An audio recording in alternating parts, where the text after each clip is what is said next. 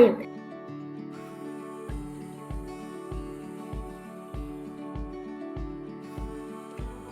මේක අපිට අලුත් සීසන් එකක්. ජූනි 21කින් පටන් ගත්ත අපේ සමර් කාලය. අවුරුද්දේ තියෙන ඍතු 4 ඉතාම පැහැදිලිව දකින්න පුළුවන්. අපි ඉන්න කැනඩාවේ බ්‍රිටිෂ් කොලම්බියා ප්‍රාන්ත විශේෂයෙන්. ලෝකෙ කොහෙ ගියත් ඉතින් ගඩාගෙඩි කන ගතිය නැති වෙලා නැහැ. කැලේ ඇවිදලා ආපු ගඩාගෙඩි මතක් කරන. කැරි. ඇත්තට මේ වගේ චරි එකක් මේ ෆස්ට් ටයිම් කන්නේ. මේක අර මේ බ්ලැක් වර්ෂන් එක හරි රසයි. සමයකේ මේ තියෙන සෞම්‍ය කාලු ගුණයත් එක්ක ගෙවල් ඇතුළට වෙලා ඉන්නේ නැතුව එළියට බහලා ඇවිදින්න හිතන එක නම් පුදුමයක් නෙමෙයි. අවුරුද්ද වැඩි කාලයක් ජැකට් පොරවගෙන හිටපු අපිට නිදහසේ තමන් කැමති අඳුමක් අඳගෙන දීවිදිගේ ඇවිදගෙන යන්න පුළුවන්. ඒ විතර නෙවෙයි තාත්තේ. මේ කාලේ ස්කූල් වැකේෂන්. අනිත් එක්ක ගොඩක් සත්තු බලන්න පුළුවන්. ගොඩක් ෆන් ඇක්ටිවිටීස් තියෙනවා.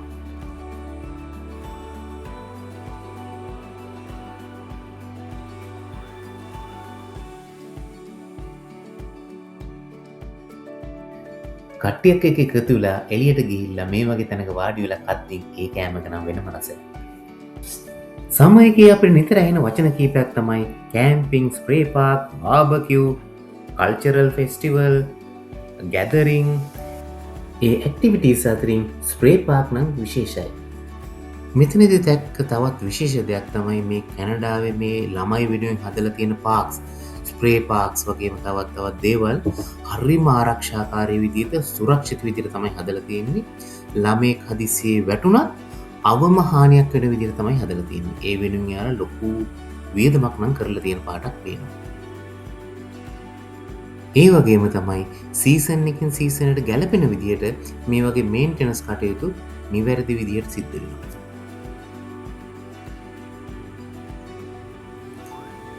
ඉතා විශාලව වැවිලා තියෙන රූස්ස ගස් මැද්දෙන් ඔල්ල පාට කැලයක් මැදින් යද්දී ගන්න හුස්මක තියෙන සැනසීම නම් කියලා නිම කරන්න. ජූනි මාසෙන් පටන් අරන් සැප්තැම්බර් මාසෙන් ඉවර වෙන මේ සමයක බයිසිකල් පදින කට්ටිය නම් ඇත්තටම විශේෂම කාලයක්. මොකද වින්ටර් එකේදී ගරාජ් වල දාලා තිබ්බ බයිසිකල් ටික සමයකේදී එළියට ගන්නවා.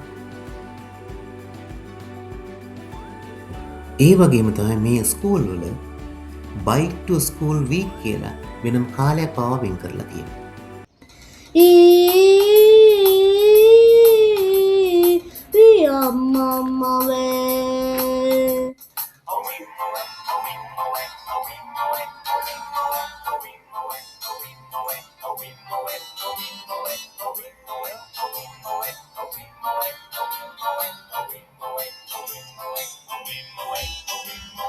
In the jungle, the mighty jungle, the lion sleeps tonight. In the jungle, the quiet jungle, the lion sleeps tonight. මෙහෙ ඉන්නවා ලෝකේ ඉන්න තඩියස් බෙයාස්ලා. ඒ නිසා පොඩ්ඩක් පරිස්සම්වල යන්න ඕන. දැන් මේ ලේන නම් ගොඩක් හැමතැනම කැනඩාවේ දකින්න කෙනෙක්. එයා හරියම වදයක් කියලා තියෙන මේ කැනඩාවේ.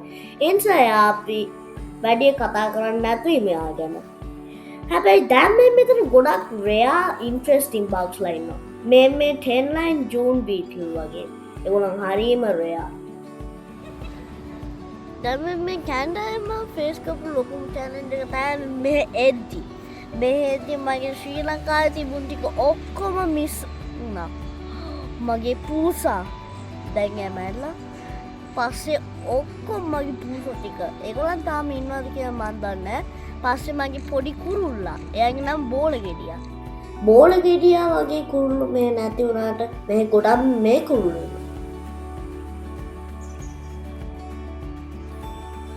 මෙතන ඉන්නවා මේ දවස් ටිකේ ගොඩාක් ලොකු බටර්ෆ්ලයිස් ලයින් ඔය නිකන් පොඩි ඩ්‍රැගන් ෆ්ලයිස් ලයින්.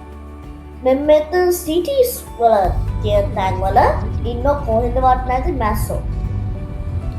තව අර බෙල්ලට තියෙන ලස්සනට පුම්බගෙන ඉන්න ගේම්බෝ. කැලේ මැදින් ආවා මේ තඩියස් මාළු ඉන්න ෆිෂ් පොන්ඩ් එකකට. හැබැයි මෙතන මාළු විතරක් නෙවෙයි ඉන්නේ. මෙතන ඉන්නවා අර මගේ කලින් වීඩියෝ එකෙත් හිටපු ඩක්ස්ලා. මම මේ ඩක්ස්ලාගෙන් උයි තාම මේ කොහෙන්දවත් නැති ගූස්ලාගෙන් උයි ඇහුවා ගූස් and dark in the පොකුණ member කෙනෙක් වෙන්න ඕනද කියලා. ඩක් ඉන් ද පොකුණ කියන්නේ හරිම ෆේමස් ඩක් ගෲප් එකක්. ඉරේලියට අපි හැමෝම ආස වුණාට කැනඩාවට වැඩෙන අවුවනම් එච්චර ශරීරයට ගුණදායක නෑ. ඒ නිසා සන්ක්‍රීම් එකක් පාවිච්චි කරන එක අනිවාර්යෙන්ම අපි කරන දෙයක්.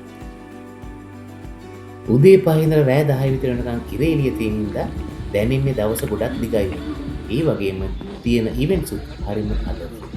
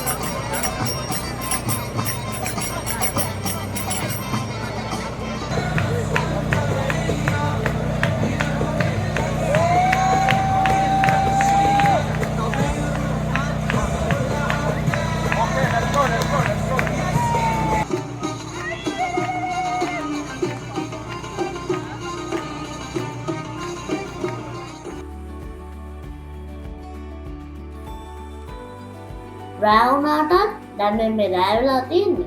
ඒත් බලන්න තියෙන එළිය. ඒ නිසාම ගොඩක් අවුට්ඩෝර් ඉවෙන්ට්ස් තමයි ඕගනයිස් වෙන්නේ. වැන්කෝ සමයක වෙනම වයිබ් එකක්. අලුත් වීඩියෝ එකකින් නැවත හමු වෙනකන් අපි ගිහින් යනවා. ඔයාලා ඔක්කොටම ආයිබෝවන්.